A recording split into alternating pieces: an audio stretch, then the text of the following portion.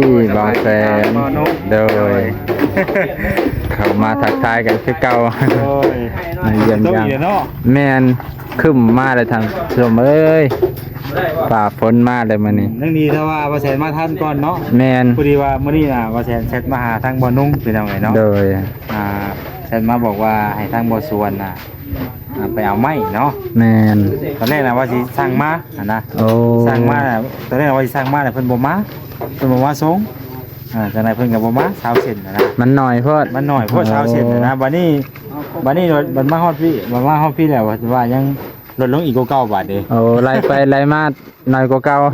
อีกบาทเด้โอเคเพิ่นได้ยินว่า8เซนบ่อ๋อตอนแรกน่ะที่ว่าเฮาคุยกันมื้อนั้นน่ะว่า20เซนโอ้สบายดีส่องหยังเนาะบ่าวหยังเนาะนี่บ่าวตาโอ้บ่าวตาเจ้าได้เงินบ่าวนงบ่าวนงเด้อจักแล้วบ่าวแสนเนาะอยู่มื้อนั้นโอ้ได้ยินแต่ชื่อยังบ่เห็นหน้าเนาะเด้อบ่าวแสนเพิ่นรออยู่ที่สบายดีเราสาลีท่านผู้ชมมาแต่โดนเถิดมาจ้ะโดยมาแต่กับบ่ดนหลายไงกันชั่วโมงนึงนั่นแหละใช่สบายดีบ่าวยังเนาะนี่บ่าวเวียดเนาะโอ้บ่าวเวียดโอ้อันนี้บ่าวนงเด้ออยู่เบิ่งอยู่เนาะอ๋อขอบมกขอบใจปากกล้วยอยู่โอ้เด้อให้กับเขาเมื่อวานมาซื้อนี่โดยโอเคเนาะ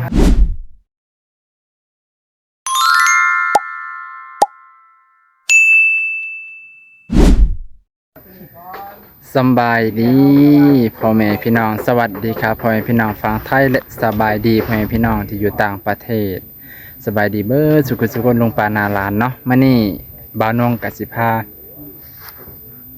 มาเบิ่งเฮือนบ่าวสวนท่านผู้ชมถือว่าบ่าวแสนบ่าวสาลีอีกบ่าวสองบ่าวยังบ่ฮู้ชื่อเพิ่นท่านผู้ชมจะไปเข้าทักทายเพิ่นเนาะไปทำความรู้จักผู้ที่มีช่องใหญ่ๆผู้ที่มีซับสไครต์หลายๆเนาะจะได้รู้จักคุ้นเคยกันไว้พี่น้องไปเบิ่งนํกันและไปรับชมนํกันก่อนอื่นก็ฝากกดไลค์กดแชร์กดติดตามเพื่อเป็นกำลังใจให้บ่าวนงนี่เด้อไป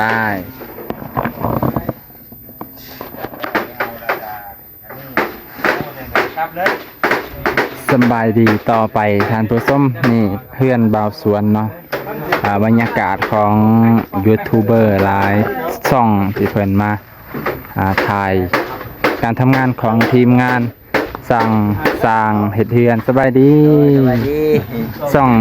หยังเนาะบ่าวหยังเนาะนี่บ่าวตาโอ้บ่าวตา เจ้าได้เงินบ่าวนงบ่าวนงเด้อจักแล้วบ่าวแสนเนาะอยู่มื้อนั้นโอ้ได้ยินแต่ชื่อยังบ่เห็นหน้าเนาะเด้อบ่าวแสนเพิ่นรออยู่อันนี้ก็บ่าวสาลีท่านผู้ชมนี่ก็พอรู้จักทักทายกันทุกคลิปนั่นแหละเนาะอันนี้จักบ่าวยังเฮาสิเข้าไปทักทายสบายดีบ่าวยังเนาะนี่บ่าวเวียดเนาะโอ้บ่าวเวียดโอ้อันนี้บ่าวนงเด้ออยู่เบิ่งอยู่เนาะอ๋อขอบมกขอบใจปากกล้วยอยู่โอ้เด้อให้กับเขาเมื่อวานมาซื้อนี่โดยโอเคเนาะนี่กันนี่จังได้พบกันตัวจริงเนาะแม่นเคยได้ยินแต่ชื่อบ่าวเวียดบ่ได้เนาะหน้าตาคือเวียดเด้อก็คือลาวอยู่มีแต่ชื่อเพิ่นซื่อโอเคเนาะชมนี่คือบ่าวเวียดสร้างเพิ่นกับบ้าตัวข้าวอยากเมื่อนี่คือกันได้นี่เนาะข้าวอยากแล้วว่าซั่นล่ะโอ้ต่อเอาเลยท่านผู้ชมตักเด้ต่อบุ้มง่ายเฮ้ยต่อเด้แต่ว่าสีมือแล้วเพิ่นน่ะเสียหน่อยเนาะสีมือตอกเนาะเสียแล้วเพิ่นน่ะสายตอกอย่างเดียวแล้วคำกุ้มเพิ่นเนี่ยจะไปได้ติดต่อกันเพิ่นรับมันล้างพอดีต้องเยี่ยมผมก็จะใส่2 บานครับผู้ชม2 บานพอดีเบิดนะอันนี้กาสบายดีบ่าวแสนโดย เข้ามาทักทายกันคือเก่า โอ้ย มาเยี่ยม ต้อง ยาม อีกเนาะ แม่นคึ้มมาเลยท่านผู้ชมเอ้ยฝ่าฝนมาเลยมื้อนี้ นั่งดีถ้าว่าว่าแสนมาทันก่อนเนาะ แม่น พอดีว่ามื้อนี้น่ะว่าแสนแชทมาหาทางบ่นุ่งเป็นจังไงเนาะ โดย แชทมาบอกว่าให้ทางบ่สวนน่ะไปเอาไม้เนาะ แม่น ตอนแรกน่ะว่าสิสั่งมานะ โอ้ สั่งมาน่ะตอนแรกว่าสิสั่งมาแต่เพิ่นบ่มาส่งจังได๋เพิ่นก็บ่มาชาวเส้นนะ มันหน่อยโพด มันน้อยเพราะชาวเส้นนะบัดนี้บัดมาฮอดพี่แล้วว่ายังลดลงอีกกว่าเก่าบาทเด้ โอ้ไล่ไปไล่มาหน่อยกว่าเก่า น้อยกว่าเก่าอีกบาทเด้ โอเคเพิ่นได้ยินว่า8เซนบ่ อ๋อ ตอนแรกน่ะที่ว่าเฮาคุยกันมื้อนั้นน่ะว่า20เซน เอา อีกบาทเด้ เด้อเด้อ จะไม่ใจเงินดูหันมาตอนนี้ให้หายไปชัวร์คนเก่งเข้าไว้ เด้อเด้อ ใช่แต่คนที่ไม่ได้เฮ็ดคือนะ อ่าแม่นแหละเด้อเด้อเด้ออ่ะนี่ก็คือเบาแสนผู้เป็นสะพานบุญรักของพี่น้องมา ก็กินไม่บ่คือก็กินเดียวเลยเนาะ อืมสบายดีสบายดีเราสาลีท่านผู้ชม มาเตือนเตือนมาจับ โดยมาแต่กับวดนอะไรไงกันชั่วโมงหนึงนั่นแหละ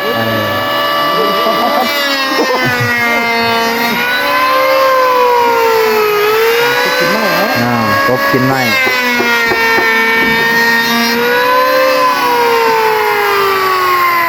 ประตูมันบ่อยากแน่นท่านผู้ชม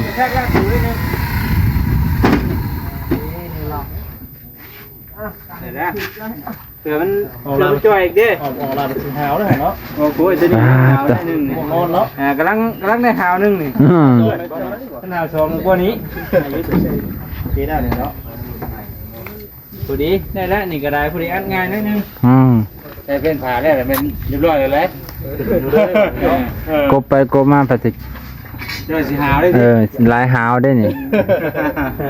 ได้หาวหนึ่ง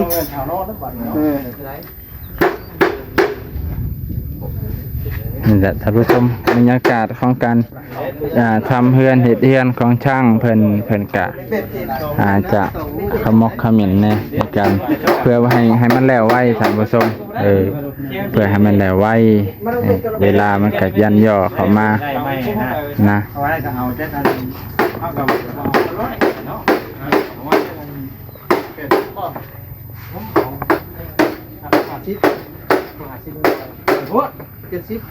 ป้าดฝนฟ้าอากาศท่านผู้ชมมืดเลย เพราะว่าเขาไล่เด็ก โอ้ยเบาสวนเพิ่นสิไปเอาใหม่กับเบานงบ่ฮู้ว่าสิไปได้บ่ตอนนี้ฝนก็ลิ้นแล้วลิ้นแล้วฝนก็ได้ฝนฟ้าสิเป็นใจให้เบาสวนอยู่ว่าเด้ขี่รถไถไปเอาฝนมาแล้วท่านผู้ชมตัว มาเลยได้มาเลยมือกำดำเขียวมาแหละ เหมือนกำดำเขียวคือเพิ่นว่าเลยยังบ่กำไปได้กับฝนมาก่อนเลยท่านผู้ชมอยู่แถวนี้ก็ตัวสิจังได๋สิได้ ตะปูน้อย อันนี้บ่ดอ เจ้าเอาอันหินเกียร์คนตายนี่ลูกโวยน้องโอ้เขาให้กลัวอย่างเลยชุดแรกจะวิชาการช่างหรือว่า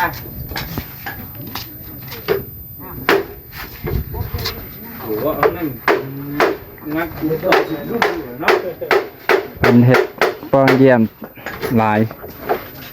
ลายชั่วโมงแต่ท่านผู้ชมเพื่อมันสิเข้าเพราะว่าเพิ่นบ่ค่อยมีไขควงแน่เพิ่นอาศัยตอกเอาก็เข้าอยู่ดอกสวนโตก็ได้เจอกันเด้อเจ้าของสวนโตกันเนี่ยจักก่อนจักล็อกเป็นยังดี ซอยสร้างเขาก็มีอยู่นี่จับซอยสร้าง จับก็อย่าไปจับเด้อเจ้าเจ้าคือน้ำเราตกนี่ บ่จับนอก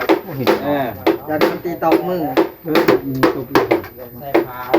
อยู่ พวกห้ามมาตัวแล้วบ้าน เอาคนตกแล้วบัดนี้เบิดตั้งแต่ทีนึงเนาะ ดูแลเอาเป็ดเช็ดก็เป็ดอัน หันบ่มา เป็ดเส้นบ่ แกเสียดบ่ได้เลยเนาะ เอาเป็ดเซนมา แก่พ่อวันนี้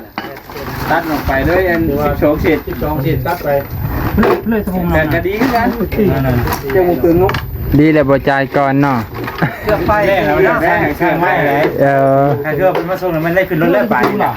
แม่นเด้อคิดว่าจ่ายแล้วไปเอาเด้อเดี๋ยวมา บ่อยากกันบ้าเขียค่าเวลาพอดีเอาเดี๋ยวว่าอุ๊บ ว่าเอากันนั่นน่ะว่าเท้าเนาะ ไปต่อ วันนี้ว่า ต่อ ไล่ต่อได้แบบ ต่อ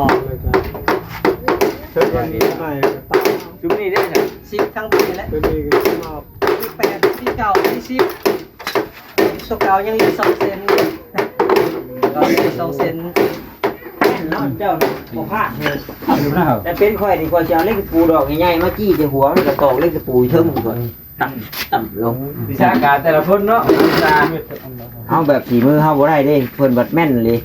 นายเขาตอกมุนบ่แล้วนี่มันแม่นว่าซี่เดี๋ยวพยายามเอาไปยิงหนูวายมันโดดพออยู่ไปบ่ซั่นแถวนี้เพิ่นบ่ได้มีหนูวายมีกันบ่ซั่น บ่มีนะแถวนี้บ่ได้มีแต่หนูนั่นสองเพลงเนาะ ต้องของต้องข่าวแล้วทางนี้ นู่นนะ ข้าวได้อยู่ นู่นน้อย กับหนูพุกนู่นนี่เนาะพ่อเนาะ บ่มีเด้ บ่มีบ่หนูพุกอะนี่ได้มีอยู่ ๆโอ้ยเบิด ได้อยู่ แต่ว่าเบื่อวายแล้วเนาะ เด็กนี่ เหมือนกำลังเหล่ไม่ได้เนาะ พอดี เล่นก็มืด ตาโต ตัวยังขับพิษไม่นึง ต้องเลยกบ ไปนอนสิได้บ่เนาะ เบิ่งเลย ได้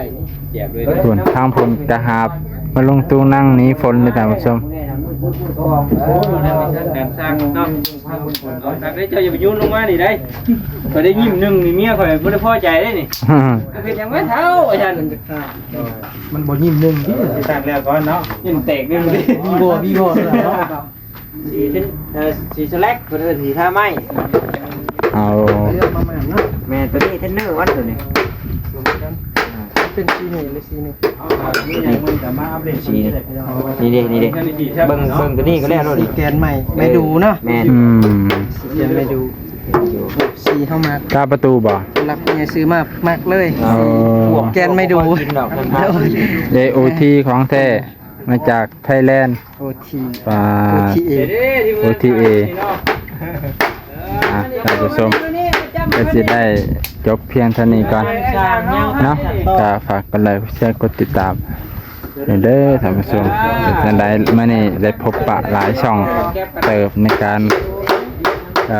ได้พบปะยูทูบเบอร์เนาะก็เป็นบาวเวียดและก็บาวตาท่านผู้ชมสองท่านที่เฮายังบ่เคยเห็นเพิ่นจักเทื่อท่านผู้ชมถึงได้มาพบมาพอกันมาเนี่ยอ่ะขอบคุณครับขอบพระคุณหลายๆ